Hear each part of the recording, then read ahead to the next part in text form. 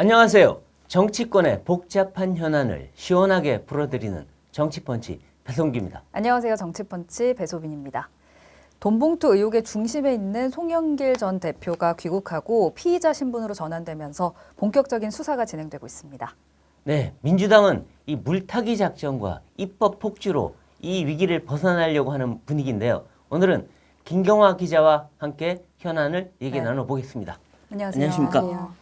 네, 오랜만에 또 이렇게 나와주셨는데 지금 이제 민주당이 돈봉투 사건으로 연일 시끄럽습니다. 송영길 전 대표 민주당 탈당 선언하고 지금 한국으로 돌아왔는데 뭐 적극적으로 검찰 조사에 응하겠다 이렇게 밝혔잖아요. 근데 지금 또 들어보니까 선제 출두를 좀 검토하고 있다 이런 이야기도 좀 들리던데 그건 어떤 건가요? 뭐 퍼포먼스를 하려는 건가요?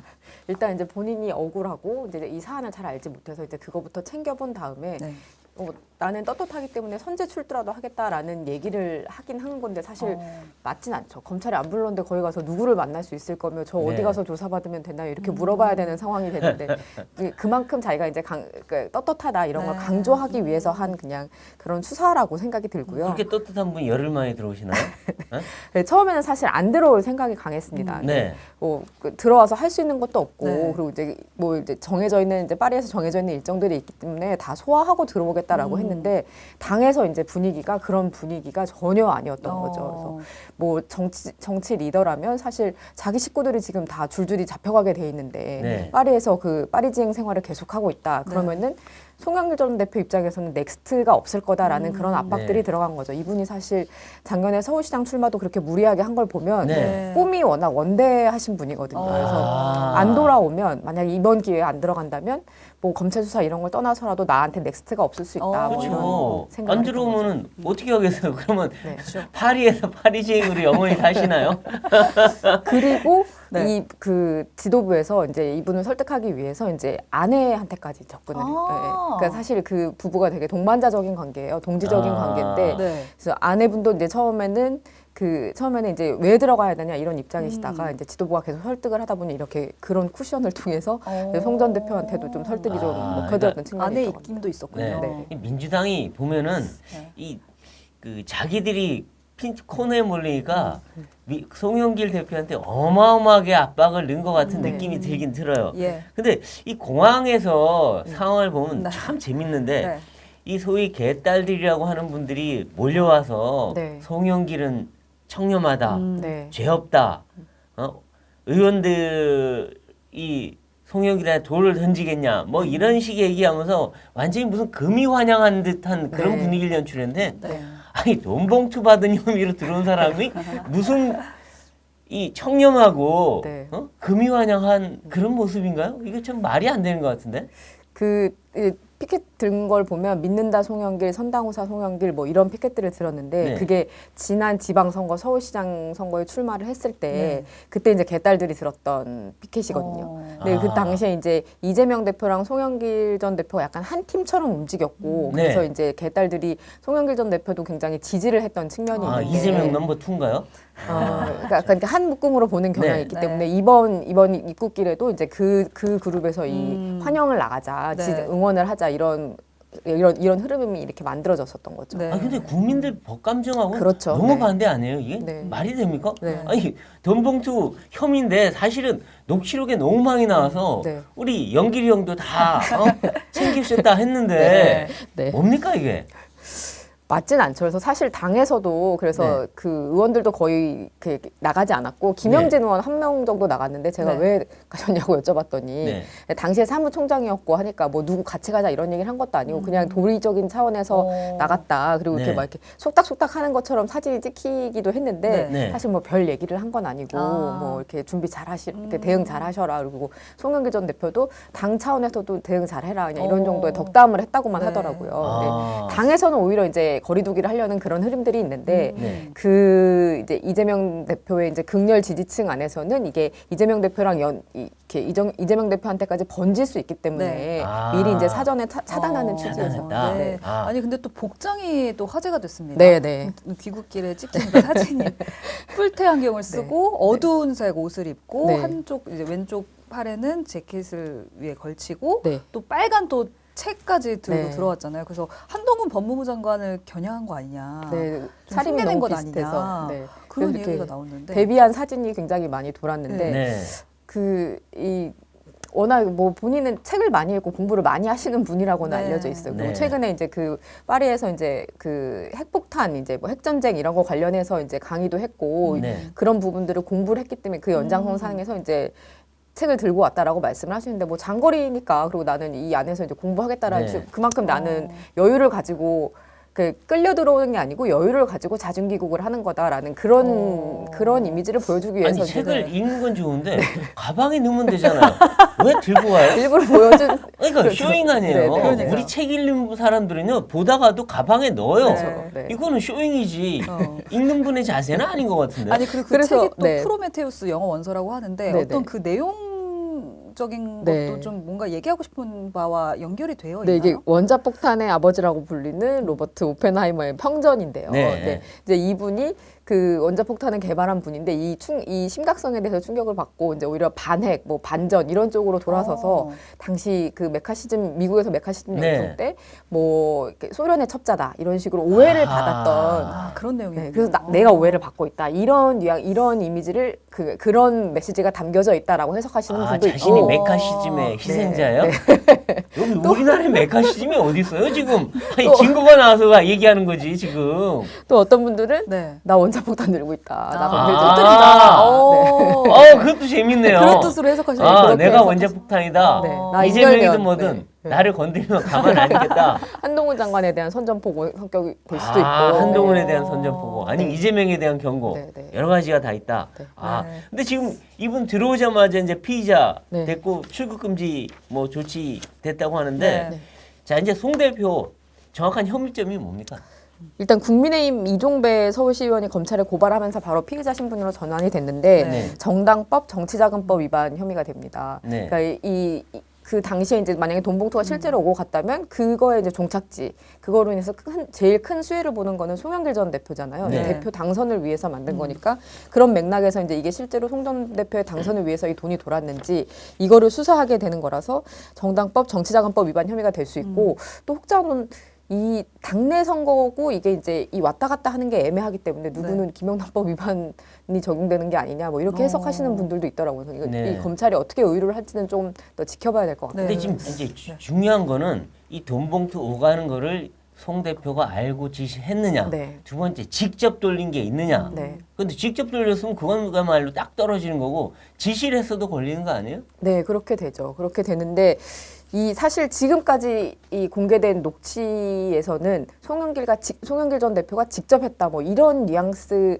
그러니까 송영길이 형도 열심히 했다 뭐 이런 정도에 있긴 네. 한데 그게 정확하게 그게 맞아 떨어지는지는 이제 검찰 수사를 통해 좀 지켜봐야 될 부분이고 네. 그리고 이제 그 녹취록이 3만 개 정도가 있고 그 중에 한 5천 개 정도가 이제 정치권 인사들의 이름이 거론되는 거라고 지금 네. 그렇게 좀 예측을 네. 하고 있어요. 그래서 실제 어떤 게 더 나올지는 좀 알 수는 없네요. 네. 네. 근데 지금 송영길 대표는 자기는 전혀 몰랐다. 네. 발뺌만 지금 하고 있는데 근데 보면 아니 자신의 보좌관이 돈 봉투 오고 하는데 직접 개입했잖아요. 네. 그리고 자기 최측근이라고 할 수 있는 윤관석 이런 분들이 직접 돈을 주고 받았잖아요. 네. 근데 몰랐을 리가 있느냐. 거기다가 지금 보면 연길이 형이 어디서 구했는지 모르겠지만 많이 처리했더라. 네. 네. 그럼 뭐 돈 구했다는 얘기 아니겠어요? 네. 근데 이런데도 이분은 계속 지금 모르쇠만 하고 있는데 모를 수가 있을까요? 근데 윤관석, 이성만 의원도 지금 그 의원들이 좀 접촉을 해보면 기억이 안 난다, 모르겠다 이렇게 얘기를 하고 있다. 지금 모두 다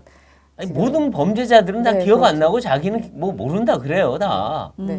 그리고 이제 사실 1대1 대면으로 이게 봉투가 만약에 전달된 것으로 지금 이렇게 정황상 그렇게 보이기 때문에 네. 뭐 받은 쪽에서 실토를 하지 않는다면 네. 그 봉투가 아니었다 뭐 이런 식으로 빠져나갈 구멍이 있을 수도 있거든요. 그래서 실제 네. 의원들도 지금 연길이 형이 들어와서 이거 좀 법적으로 좀 이렇게 빠져나갈 수 있는 그런 것들이 포착된다, 보인다 이렇게 얘기하는 의원들도 네. 있어요. 아, 그러니까 일단 네. 귀국해서 급한 불은 껐다 이렇게 좀 생각하는 분위기인 네, 것 같고. 정치적으로 내가 책임지는 모습 그런 정도까지는 했다 이렇게 그렇게 해서 이제 당내에서는 좀 이렇게 자기 위치를 확보한 다음에 법리적으로 이거를 어떻게 풀어갈지는 조금 더 지켜봐야 되는 거죠. 네. 근데 지금 또 논란이 되고 있는 게 86그룹의 이딴 발언이 좀 화제가 되고 있습니다. 전당대회 직접 뛰어봤으면 송영길에게 돌을 던지면 안 된다. 뭐 걸린 게 죄지. 송 전 대표가 뒤집었을 문제 아니다. 네. 뭐 너희는 깨끗하냐. 이런 식의 말들을 내뱉고 있는데 사실 이건 좀 없어져야 하는 어떤 구태인데 이런 말들을 계속하면 결국은 국민들의 노여움만 사지 않을까 이런 생각이 좀 들거든요. 네. 특히 이제 그런 얘기를 많이들 하는데 최근에 이제 국민의힘에서 전당대회를 했기 때문에 뭐 거기 얼마 돌았는지 나 다 알고 있다. 뭐 사실 뭐 너나 나나 다 해오던 건데. 자기들 돈 봉투는 모르고 남의 돈 봉투는 아는 건가요? 네, 뭐 그러니까 사실 이게 관행이었다고 주장을 하면서 그리고 원래는 당내 선거는 건드리지 않는 게 이제 상도이다. 뭐 이런 식으로. 뭔 소리예요? 그렇죠, 그렇죠. 네. 아니 당내에서 돈이 들면은 그게 말이 안 되죠. 그죠. 지금 그렇게 따지면 뭐 농협조합장, 수협조합장 이런 거 뽑을 때 돈 봉투 들면 그건 뭐 자기 내부 선거인데 하면 안 돼. 건들지 말라? 뭘 안 건드려? 지금 선관위가 다 건드려서 다 구속시키는데 지금 말이 안 되는 얘기죠. 그리고 사실 이정근 씨가 지금 구속돼 있는데 그 사람이 어떤 진술하에 따라서 다 걸려드는 거 아니에요? 아마 지금 검찰은 누구한테 갔는지 다 알고 있을 것 같은데요.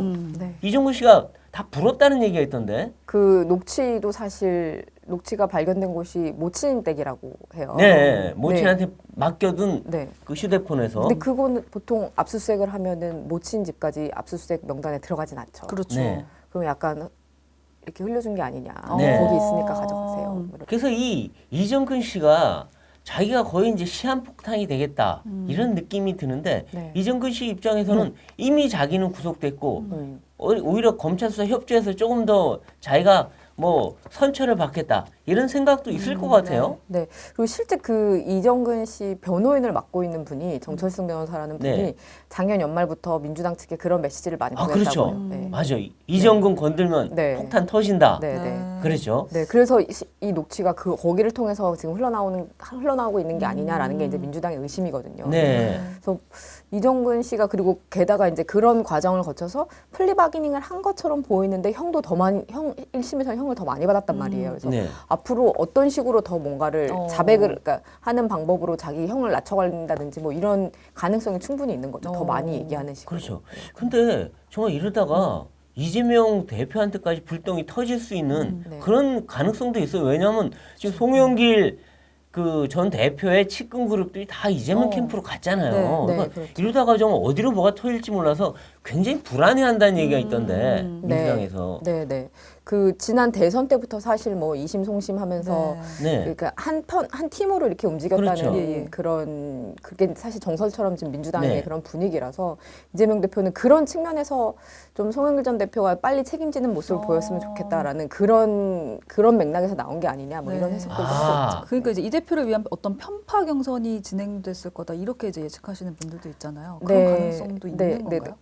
기억하실 텐데 당시 이제 정세균 후보와 김두관 후보가 중도 드랍을 했어요. 드랍을 했는데 이제 그 표를 무효표로 하느냐 여부를 두고 좀 논란이 됐었는데 무효 처리를 하면서 모수가 작아지고 그러면서 50%를 간신히 넘겨서 그렇죠. 그 결선 투표를 안 갔죠. 그렇죠. 네, 이제 그때는 굉장히 논란이 되고 실제 이제 뭐 과거 판례나 이런 거랑 비교했을 때도 맞지 않는 결정이었는데 네. 그런 것들이 이제 이재명 당시 후보에 좀 유리하게 하기 위한 송영길 전 대표 측의 그런 공작이 아니었느냐 이런 의심들을 당시 이제 상대 진영에서는 했던 그렇죠. 지금 보면 게 있습니다. 네. 그때 당 돈 봉투 돌린 지금 네. 그 혐의자인 이정근 그다음에 뭐 다른 분들 그다음에 또 다른 사무부총장들까지 다 선관위원으로 4명을 넣었다. 송영길 전 네, 대표가. 네, 네, 네. 그러니까 그 얘기가 나오는데 그럼 선관위가 그 결정을 내렸는데 그럼 송영길 전 대표와 이재명 전 대표와 가까운 분들이 다 그 결정에 관여했다는 얘기인데 네. 그러면 정말 어떻게 보면 그때 당시 결정이 정말 편파 아니냐. 네. 이낙연 전 대표에겐 불리하게 이재명에 유리하게 한 거 아니냐. 이런 얘기 나올 법하지 않나 싶어요. 네, 실제 그래서 비명계가 계속 이제 애초부터 이제 이재명 대표한테 기울어진 운동장이었다. 네. 뭐 이렇게 주장을 하고 있고, 근데 네. 당시 이제 선관위원장 맡았던 이상민 의원 같은 경우는 뭐 굳이 꼭 그렇게 어느 한쪽에 편을 드신 분이라고 보기는 어려우니까 네. 그래서 지금은 그런 건 아니었다라고 주장을 하는데. 그때 이제 사무부 총장 3명이 모두 다 선관위에 그렇죠. 들어갔는데요. 그게 되게 이례적인 거예요. 보통은 당대표의 입김이 들어가면 안 되니까 이제 사무부 총장을 다 넣거나 하진 않거든요. 그래서 그렇죠. 좀 여러 이런 이렇게 정황 같은 것들은 좀 좀 이렇게 관례에 맞지 않다. 조금 너무 튀는 결정이다라고 얘기하는 지점들이 좀 있긴 했었습니다. 네, 그렇군요. 그 이재명 대표의 이제 대응을 좀 보면은 계속 침묵으로 일관을 하다가 기자들이 네. 계속 질문을 하니까 뭐 김연아 의원 어떻게 돼가고 있냐, 네. 박순자 전 의원 네. 뭐 수사는 어떻게 되고 있냐 이런 질문을 오히려 던졌는데 네. 뭔가 국면을 전환하려고 하는 그런 모습으로 좀 해석을 할 수 있을까요? 네, 그렇죠. 그리고 오늘쯤은 이제 하영재 의원권은 어떻게 돼가고 있냐 이렇게 물어보는 거 아니냐 이런 얘기도 나오고 있는데요. 네. 그 처음에는 이제 이 사안이 이제 그 워낙 이제 그 녹취가 공개된 것 때문에 너무 이제 즉각적으로 다가오는 측면이 있잖아요. 그렇죠. 그리고 뭐 네. 그 내용 자체가 조금 당 전체를 좀 이렇게 저질로 보이게끔 찌질하게 보이게끔 그렇게 하는 뭐 봉투를 뭐 3개를 뺏겼다는 둥 뭐 형님 뭐 기왕하는 거 저도 좀 주세요라고 네. 했다는 둥 그래서 이제 이게 본인 사건이나 뭐 이런 것들이랑은 좀 다르게 민주당 전체를 잡범으로 보이게 할 수 있다 이런 판단을 했던 것 같아요. 그래서 네. 그래서 이제 선제적으로 먼저 이제 허리를 숙여 사과를 하긴 했는데 네. 어쨌든 송영길 전 대표가 들어와서 책임지는 모습을 보였고 당과 이렇게 거리두기 하는데 일단락을 맺었으니 네. 이제는 조금 또 모드가 좀 바뀌는 거죠. 왜 우리 민주당만 가지고 왜 또 그 정치적으로 이제 정치적인 면들을 다시 강조하기 시작한 거죠. 근데 그렇죠. 사실은 글쎄 김연아 의원이나 박순자 의원 건 좀 뭔지도 잘 모르겠지만 네. 이분들은 뭐 굉장히 잘하는 것 같아요. 남의 당 사정을 자기들 돈 봉투는 모르고 남의 당 것만 잘하는 것 같은데 돈 봉투랑은 좀 다른 것 같은데 이거는.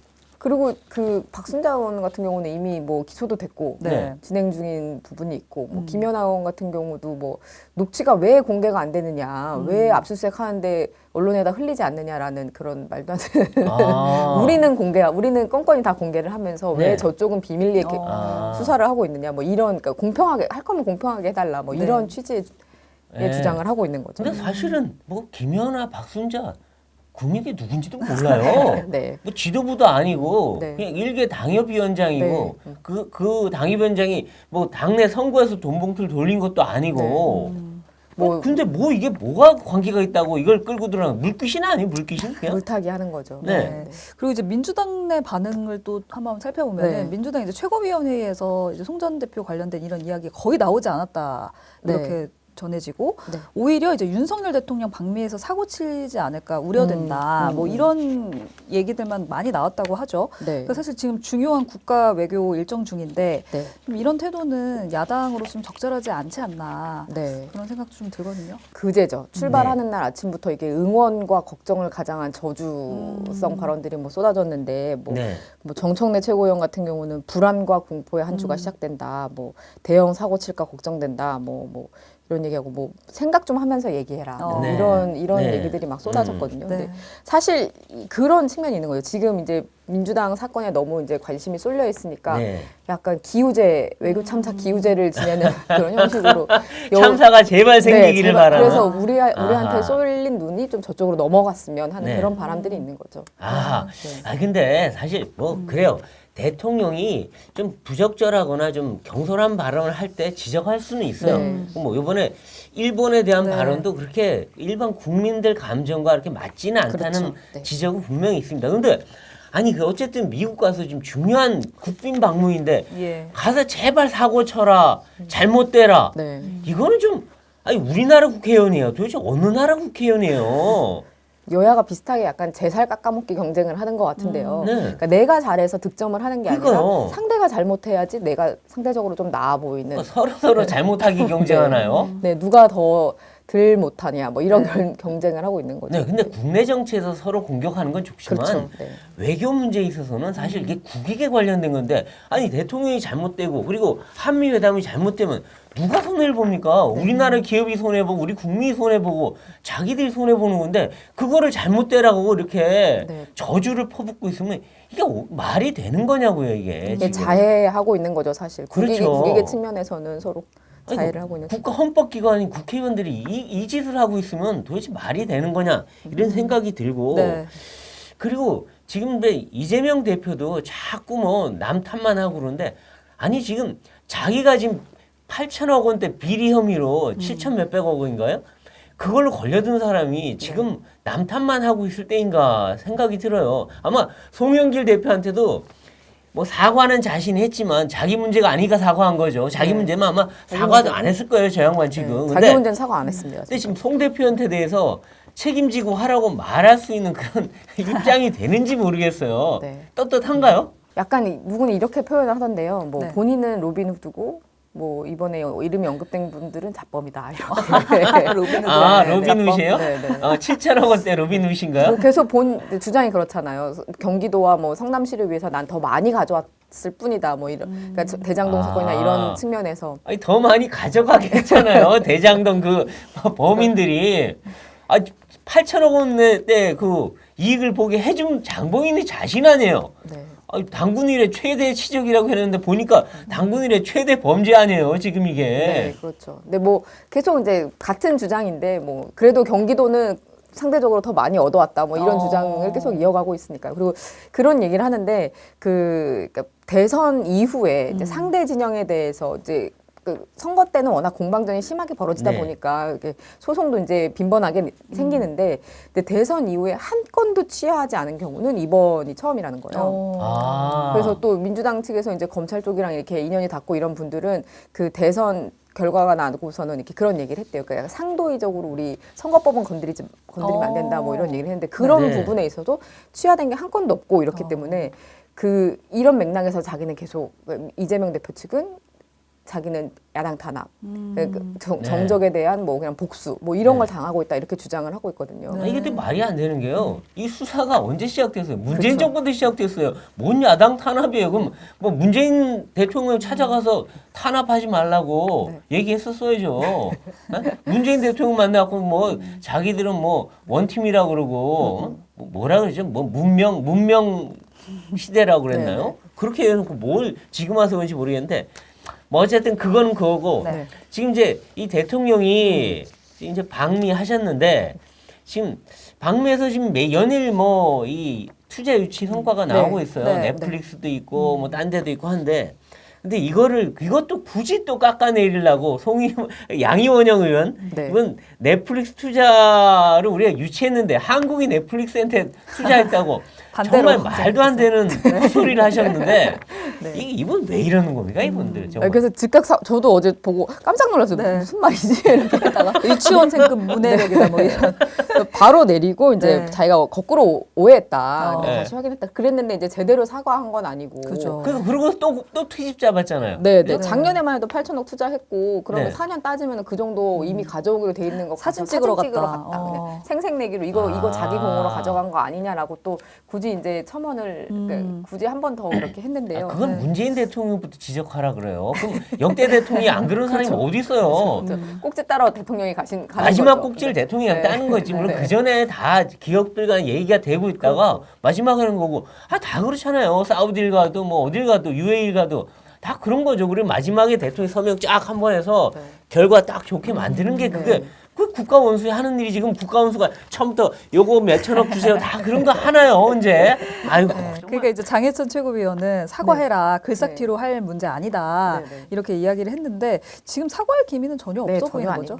전혀 아닙니다. 네, 그렇죠. 그리고 지금 어떻게든 트집 잡으려고 지금 그냥 마치 눈이 빨갛게 돼갖고 그것만 보는 것 같아요.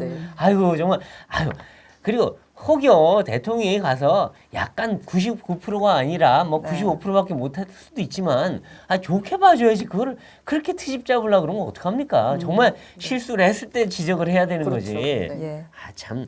그리고 이번에 지금 어쨌든 그 대통령이 일본 발언에 잠깐 논란이 있긴 했는데 근데 미국 가서 지금 핵 공유 그 문서화한다.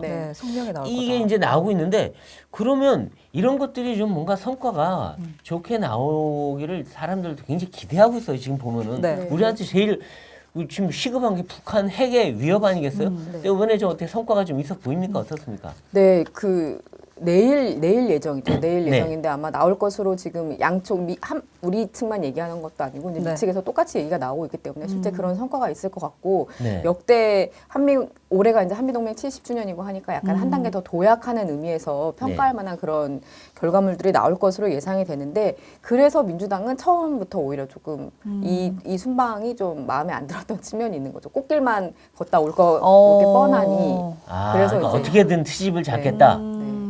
근데 이제 지금 또 트집을 잡고 있는 그 무릎 발언 네. 있지 않습니까? 그러니까 100년 전에 있던 일 가지고 무조건 무릎 꿇으라고 하는 거는 받아들일 수 없다. 네. 뭐 이렇게 해서 원문까지 공개가 됐는데 네. 지금 야당이 또 그거 가지고도 굉장히 크게 비판을 하고 있잖아요. 네. 그 발언은 좀 어떻게 들으셨습니까?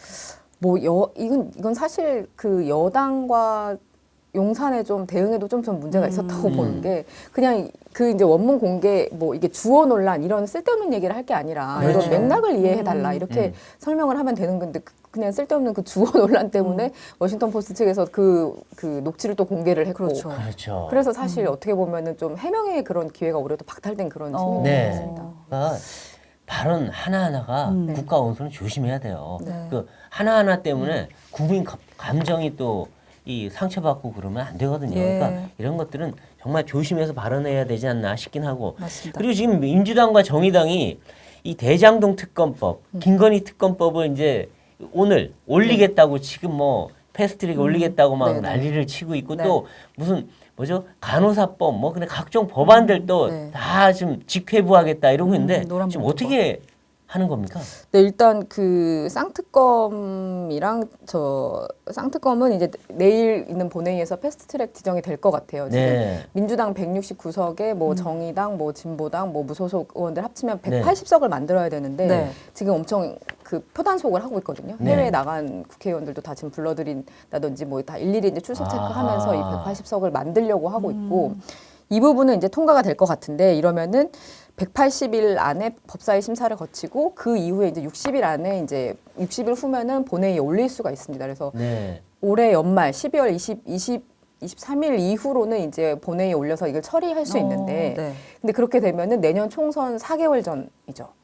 그럼 이제 이게 만약에 통과되면 그거 가지고도 한참 이제 공방이 이뤄질 수 있고 아하. 그래서 이제 아니, 이걸- 총선용이군요 이게. 그렇죠. 그리고 이 180일, 60일, 240일 네. 동안 그 대여 협상 차원에서 약간 지렛대 역할을 할 수 있으니까 오. 이걸 무기로 뭐 다른 것들을 얻어낸다든지 할 수 있으니까 하나의 카드로 지금 이걸 활용하는 측면이 있는 근데 거죠. 이 대장동 특검법이라고 말은 하는데 네. 이게 50억 클럽 네, 특검법이에요? 그렇죠. 아니면은 뭔가 그 윤석열 대통령까지 걸 수 있는 그런 내용이 담겨 있는 겁니까? 일단은 50억 클럽에 한정했습니다. 윤석열 대통령과 이재명 이쪽은 빼고 50억 클럽에 한정을 했는데 네. 50억 클럽에 들어가 있는 명단들이 이제 현재 여권 인사들이 여러 포함이 돼 있기 때문에 네. 사실 그쪽으로 더 번져나갈 가능성이 큰 거죠. 그 특검은 누가 지정하는 건가요?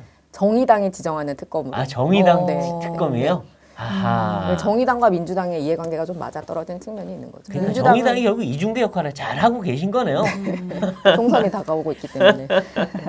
그 노란 봉투법도 네. 지금 본회의 직회부 추진하고 있는데 그 돈봉투 사건을 노란 봉투로 네. 막으려는 거 아니냐 뭐 이런 네. 이야기도 좀 나오고 있는데 일단 이거는 어제 환노위에서 막혔습니다. 그 환노위원장이랑 환노위 야당 간사도 이거는 법사위에서 이제 논의가 진행 중인 사안이고 법사위에서 의지를 좀 보이고 있어서 당장 직회부를 할 수 있는 여건은 되지만 조금 더 지켜보자라고 해서 이제 일단 어제 막혔는데 네. 이게 좀 약간 그러니까 민주당 원내대표들이 이제 말년에 항상 성과를 내기 위해서 조금 이런 강경 성향의 이제 법안들을 드라이브를 거는 네. 경우가 있는데 그런 맥락에서 이것도 지금 현재 원내 지도부가 조금 의지를 가지고 있어요. 그래서 만약 이걸 굳이 해야겠다, 이거 반드시 해야겠다라는 그런 이제 움직임이 이제 시작이 되면 네. 오늘에라도 사실 할 수 있는 여지는 있다고는 합니다. 근데 네. 지금 현재 분위기로는 노란봉투법은 이제 5월로 넘어가는 걸로 지금 네. 예상이 됩니다. 그렇군요. 지금 이제 그 국민들이 정말 좀 불안해하고 힘들어하는 문제가 전세 사기 문제인데 맞습니다. 이 전세 사기 문제에 대해서 이 전세 사기는 결국 임대차 3법이 근본적 원인이었다라고 전문가들이 좀 지적을 하고 있는데 네. 그래서 어제 윤희숙 전 의원이 아주 그냥 팩폭을 했어요. 그래서 아니 그때 임대차 3법 그렇게 전문가들도 야당도 국민의힘도 반대하고 했는데 그걸 굳이 법안 심의도 거의 하지 않고 처리해버린 민주당과 정의당 당신들이 책임져라. 네. 그래서 당사 팔고 세비 내고 해서 징벌적 손배해라 라고까지 했는데 네. 어떻게 보십니까? 보는 사람들 입장에서 굉장히 통쾌하죠. 네. 그리고 의원들 당시에 이제 법안 발의에 이름 올렸던 의원들 명단까지 다 공개했습니다. 62명 명단 다 나왔어요. 네, 근데 그 당사 얘기가 민주당에서도 실제 나왔었는데요. 네. 민주당이 그때 대출을 굉장히 많이 일으켜서 그 당사를 샀고 그렇죠. 실제로 많이 이득을 보고 있습니다. 투기를 해서 투기 이익을 2배를 봤어요 지금. 네. 2배 이상 본 것으로 네. 예상이 돼서 뭐 민주당은 어떻게 생각하면 그 민주당도 그런 맥락에서 한 카드로 들고 있기도 해요. 아, 네. 네. 당 쇄신 차원에서 우리가 이거 내놓겠다. 그리고 다시 청와당사로 돌아가는 그것도 하나의 나중에 이제 당 혁신, 회신 이런 카드로 들고 있는 차원인데 그걸 어떻게 윤희숙 의원이 또 알고 말씀하셨나요? 선제적으로 때려서 네. 네. 아하. 근데 정말 좀 모르겠어요. 민주당이 이렇게 그렇게 돈 밝히는 분들인데 그분들이 자기들 세비 내고 당사 팔까? 이런 의구심이 들어요. 네. 네, 참. 네, 이제 이런 가운데 이제 문재인 전 대통령 평산마을에 책방을 이제 열었습니다. 현판식하고 방문객들과 이제 축하 자리도 마련하고 했는데 이제 한간에서는 친문 정치 다시 부활할 거다. 네. 조국 전 장관 여기 가서 뭐 북카페 열 거다. 뭐 이런 예측들도 나오고 있는데 이 책방 어떤 정치적 노림수가 있다 이렇게 좀 해석을 할 수도 있을까요?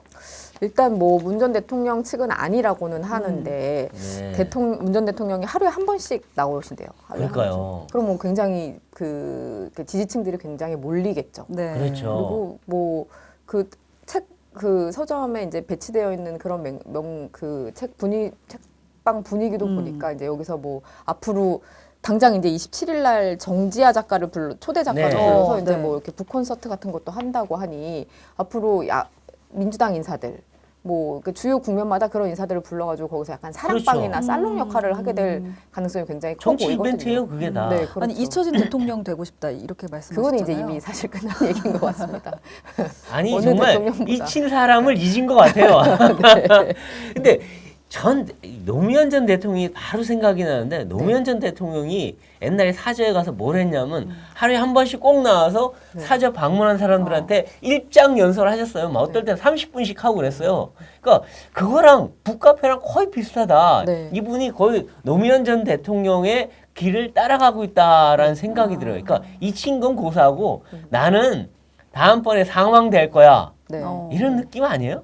주변에서 그렇게 옹립하는 분위기도 있는 것 같아요. 그러니까 그 친문 진영에서 이제 지금 친문 진영 인사들 만나면은 비주류 공부하고 있다 이렇게 얘기하거든요. 비주류는 어떻게 살아야 하는가 이런 걸 공부하고 있다라고 얘기를 하는데 그런 맥락에서 이제 친문 진영에서 그 구심점 역할을 할 수 있는 문재인 전 대통령이 있으니까 네. 그 이런 분위기들을 뭐 이게 사실 정치 행사는 아닌데요라고 하면서 만들어가고 있는 그런 경향이 네. 있는 것 그리고 정지아 작가의 그 책이 아버지의 해방일기인데 네. 그 빨치산으로 네. 활동하다가 나중에 그 자기 인생을 어떻게 살아가는 그런 힘들게 네. 그 살아간 아버지의 얘기를 하는데 좀 문재인 전 대통령이 자기 아버지 생각한 거 아닌가 네. 싶어요. 네, 네. 문재인 전 대통령 아버지가 북한에서 그 뭐 농정 개장하셨잖아요. 그러다가 남한으로 내려왔지만 사실상 뭐 별로 이 남한사에 적응하지 못하고 거의 그런 자신의 아버지에 대한 책도 자기가 썼잖아요. 네. 거의 자기 아버지 얘기하고 있는 거 아니에요 지금? 작년에 이 책을 추천도 해서 이 책이 그거요. 굉장히 많이 흥행을 하기도 했거든요. 그래서 약간 동일시하는 측면이 있는 것 같습니다. 그러니까요. 네. 그러니까 그리고 이분이 지금 뭐 책방 낸다 그러는데 전에는 개달력도 파시고 그래서 주변에서 누가 우스갯소리를 그래요. 그럼 그 책방 옆에다가 김정숙 아이템들 네. 뭐 악세사리점도 만들고 옆에다 달력 가게 만들고 굿즈를 옆에다 애견 카페도 하나 만들고 아예 거기다가 문재인 아예 그냥 뭐 쇼핑몰 하나 만드시지. 그래서 사람들 불러 모아서 장사도 하고 그다음에 정치 집회도 하고 거기서 아예 그냥 뭐를 하나 만드시라. 거기까지 나아가진 않겠지만 책방은 네. 어쨌든 좋은 구실인 것 같기도 합니다. 예. 살롱 같은 그런 경향이 있으니까. 그렇죠. 정치하기 네. 딱 좋은 공간이죠. 네. 네. 그리고 이제 조국 전 장관 같은 경우에도 지금 전국 돌면서 북콘서트를 열고 있습니다. 네, 네. 딸까지 대동해서 함께 네. 이렇게 하고 있는데 네. 그래서 그런지 조국 출마설도 계속 나오고 있잖아요. 네네. 어떻게 좀 출마할 거라고 보십니까? 저는 출마할 거라고 봅니다. 아, 네, 네. 그래요? 네네. 어디로 출마할까요? 그건 아직 잘 모르겠는데요. 음. 네, 근데 어디든 뭐 그 사실 야권에서 지금 어떤 어느 정도 규모의 고정 지지층, 극렬 지지층을 갖고 있는 게 이재명 대표를 제외하고는 조국 전 장관인 것 같은데. 네. 그래서 뭐 개국본이 있죠. 네? 이재명은 개딸이 있고 그렇죠. 조국은 개국본이 있어요. 각자가 아니, 다 개씨들이네요. 조민 씨도 SNS 네. 활동도 열심히 하고 방송에도 좀 나오시잖아요. 네, 조민 네, 씨도 네. 어떤 그런 장기적으로 봤을 때 계획이 있는 걸까요? 뭐 부녀 출마를 얘기하는 사람도 있긴 한데 그것까지는 사실 민주당에서 뭐 뻔뻔하네요. 야 정말 아니 그렇게 죄짓고 국회의원 배지 달 수 있는 거예요? 근데 이분들은 그 약간 이 배지를 다는 거, 그러니까 총선에 출마해서 한번 인정을 받는 거, 그걸로써 자기 명예 회복이 된다, 글로리를 되찾는 거다 이렇게 생각하시는 것 같아요. 이미 정말 네. 대단한 멘탈이네요. 그런데 이 조국의 출마한다면 네. 그게 민주당의 약이 될까요, 독이 될까요? 제가 만난 의원들은 네. 독이 될 거라고 하는 의원들이 더 많은데 오. 네. 지금 뭐 최강욱 의원 뭐 이런 분들은 아예 노골적으로 지금 조 전 장관 옆에서 이거를 이 북콘서트를 서포트하고 있으니까요. 네. 또 일부 이제 강성 의원들은 이 도움이 된다라고 생각하면서 그 길을 열어줄 수도 있는 거죠. 근데 당내에서 근데 분명히 조국 전 장관이 출마를 하느냐 안 하느냐가 굉장히 큰 논란이 그렇죠. 될 거고 논란이 되겠죠. 이재명 대표는 좀 어떤 생각 갖고 있나요?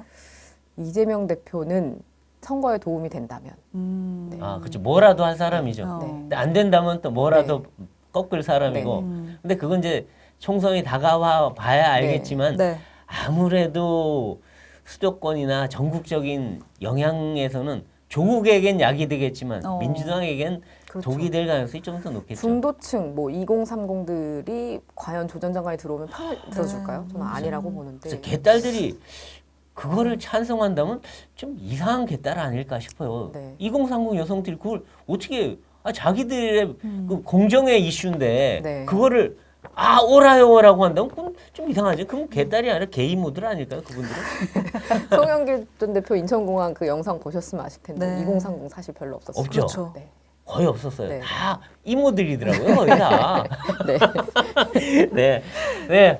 오늘 각종 현안에 대해서 김경화 기자와 재밌게 얘기 나눠봤습니다. 네, 정치펀치 저희는 다음 이 시간에 더 화끈한 펀치로 돌아오도록 하겠습니다.